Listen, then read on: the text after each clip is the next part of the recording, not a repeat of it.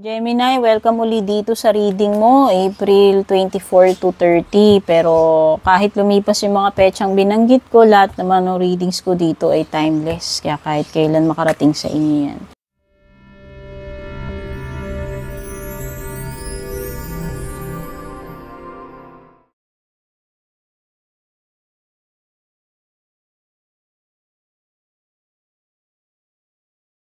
If you're new, don't forget to subscribe, like, follow. Palib na rin ang comment dyan. Pa-share na rin itong ating reading. Malaking tulong po yan. Maraming salamat. At yung mga interesado naman sa private reading, tingin-tingin na lang kayo kung ano yung mga nakasulat dyan sa description. Ano yung mga mensahe ganap para sa'yo, Gemini? Alamin natin dito sa reading na to. Kumusta naman kayo dyan at napakainit dito sa amin? Kulang na lang maging pandesal na kami rito. Sa init, parang open eh. Hindi na carry bells, dear, ng ventilador. Yan na natin yung mga energies mo. Gemini, meron kang porcupine anemone. Boundaries. Uy, may nagsiset ng boundaries dito. Kailangan mag-set ng boundaries. Reminder, general reading to. Pwedeng tutugma sa inyo, pwedeng hindi. Pwedeng ikaw to na kailangan mo mag-set ng boundaries o yung person na nakakadil mo. Nagsiset siya ng boundaries ngayon. No? Magawa ng bakod. Distansya, amigo. Parang ganon. O, kailangan mo daw maging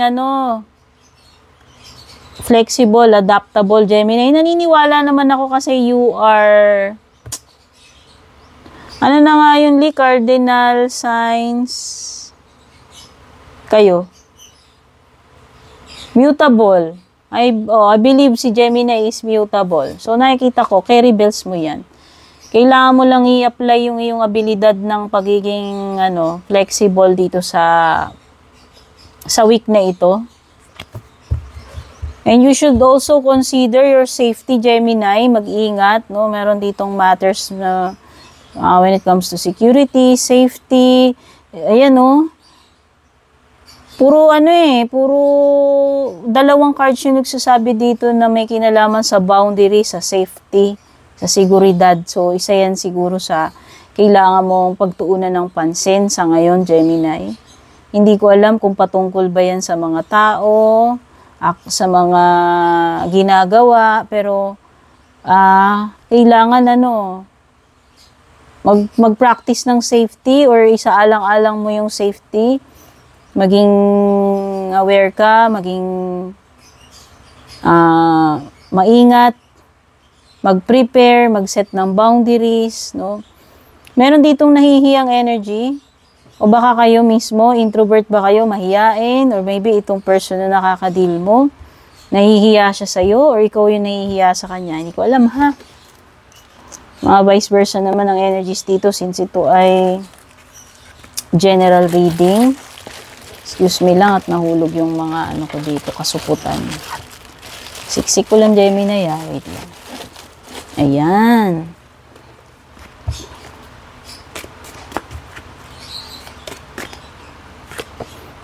O baka nahihiya kang i-approach siya, no, nahihiya siyang i-approach ka.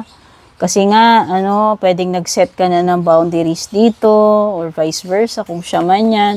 Hard work ahead, no? Maraming trabaho, or mahirap yung kakaharapin mong trabaho dito. Ibig sabihin, may challenge pagdating sa ginagawa sa trabaho. Pwedeng iba nagkakaroon ng misunderstandings, gusot-gusot, problema when it comes to friends or family. Pero nandito yung Clover card para sa iyo. Pwedeng seswertihin ka this week. Or sa susunod na week, no? Timeless naman to. Some of you nakaka-experience kayo ng spiritual love. This is a deep kind of love. Hindi ito yung mga tsuktsakan lang, hindi ito yung mga panandalian lang. No? This is something na malalim. Malalim ang connection ninyo. Pwedeng soulmate mo. Basta may soul connection ka with this person. Spiritual love, hindi siya always romantic, guys. Pwedeng kaibigan. Okay? Sa malalim ang ninyo, connection mo dyan sa tao na yan. At mag-ingat when it comes to losses. Kasi Take care or there will be a loss of material wealth. Ano man to, pera, kagamitan, no? Pwedeng maging vigilant ka talaga kasi ayan o, meron ditong sabi, unahin mo yung safety, maging aware ka, mag-set ka ng boundary. Baka kasi may mag-take advantage sa'yo or yun na nga, pwedeng may mawala sa'yo, pwedeng material, pwedeng sa pera.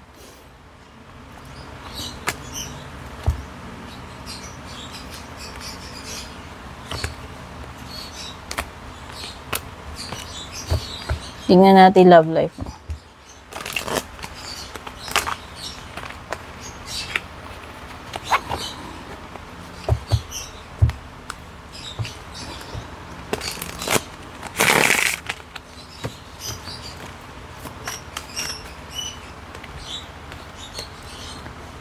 Ex-lover, old spark, o past person or ex.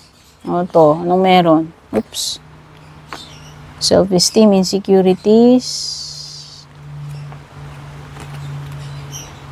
Natin na relationship, o yung iba single kayo, pero merong energy dito na umaaligid ng ex. Past person. Important. O, diba? Important meeting. Hindi kaya napupul kayo towards sa isa't isa netong person na to. Basta new person, pwedeng may new person energy, pwedeng may past person energy.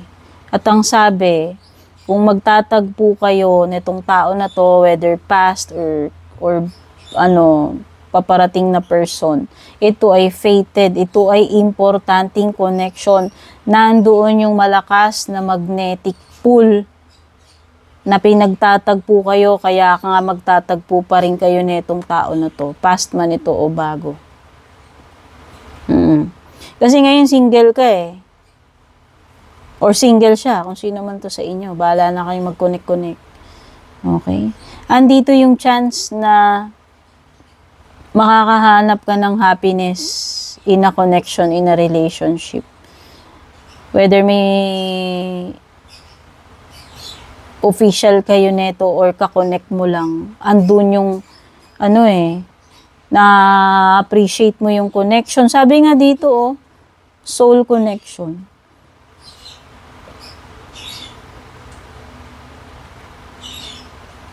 Pero pwedeng nai-insecure ka or nai-insecure sa itong person na to, baka ikaw ay successful, intimidating, pwedeng ganun. Or pwedeng basta kung sino man ito sa inyong dalawa na merong mga insecurity sa katawan or sa relationship. Okay?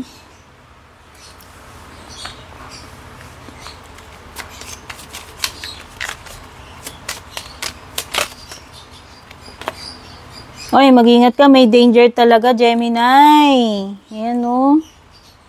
Sight. Kaya nga, mag-enable ka, i-activate mo tong boundaries mo, i-secure mo kung ano yung dapat mo i-secure dito. Oo. Mag-ingat ka, merong warning dito, danger, pwedeng may accidents, may something na hindi mo inaasahan, masashock ka, magugulat ka na lang. Mag-ingat ha pagdating sa mga injuries kasi pwedeng mag-cause ng surgery. O basta, ikapahamak mo to.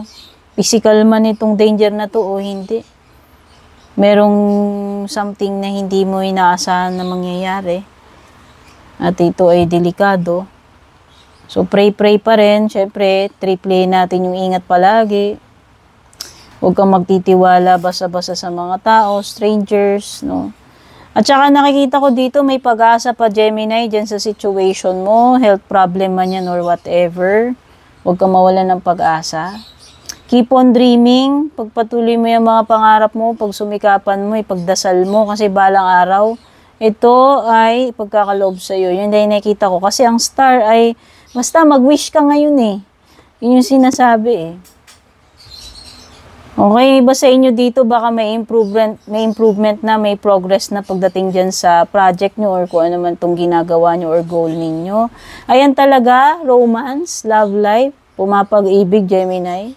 Nangangamoy love life, romance, infatuation, attraction, connection, love. Yan. Yan natin, ha. Tarot cards mo.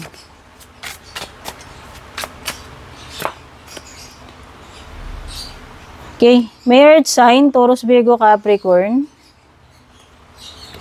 Kung single ka, ito ay wife, husband material, someone na mag-o-offer ng stability sa buhay mo, sa relationship. Ito ay pang matagalan. Trabaho man yan, relationship, negosyo. Nakikita ko yung iba dito, meron kayong gustong ipundar o malapit nyo nang mapundar yan. Pwedeng iba sa inyo nag-iipon ng pera or marami na kayong ipon. Marami akong nakikitang coins, so ibig sabihin may abundance, may stability pagdating sa financial, no? Or sa career mo, sa negosyo mo. Ito ay card ng pagpapamilya, settling down. Kung ikaw ay wala pang anak, asawa, pwedeng iba dyan na papunta itong relationship ninyo.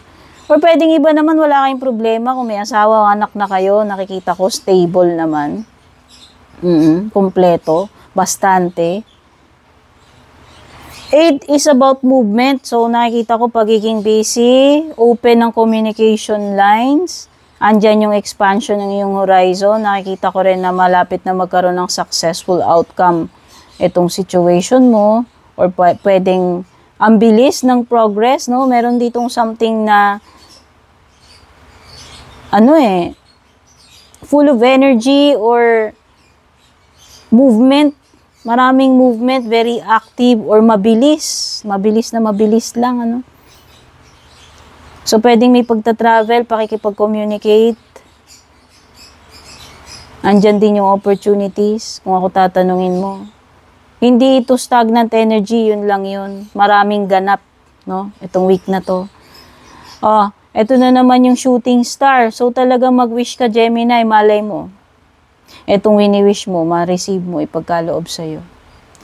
Some of you, hindi pa kayo ready iwanan itong situation na to, itong lugar na to, or relationship na ito.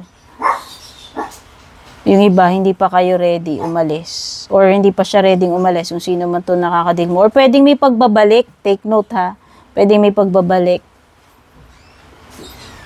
Siguro, ito ay someone na umalis na, pwedeng umalis na, tas yun na nga, hindi niya kaya bumalik. Or talagang hindi pa siya ready umalis. Mag-ingat ka talaga, may deceptive energy, Sight, at saka ito, 7 of Swords. Merong hindi mapagkakatiwalaan. So, mag-ingat ka na lang pagdating dyan. Sa pwedeng mag-take advantage sa'yo, pwede ka manakawan, mawalan, maloko. Wow! So, nakikita ko ito ay successful outcome sa kung ano may ginagawa mo, Gemini. Makaka-attract ka ng papuri dito, merit, award. Nakikita ko na nagsha-shine ka. Nakikita ko na basta na-appreciate ka ng mga tao sa paligid mo at mukhang seamless. Kung ano man itong mga partnership na papasukin mo or meron ngayon dito. Pwedeng itong bonus, mga overtime, mga pwedeng promotion. Kasi nakikita ko dito na mapapansin nila yung galing mo, mapapansin ng boss mo. So, this is success for you. Okay, Gemini, yan yung reading mo. Don't forget to leave a comment, pa-share na rin. Don't forget to subscribe, like, follow. Take care. God bless. Bye-bye.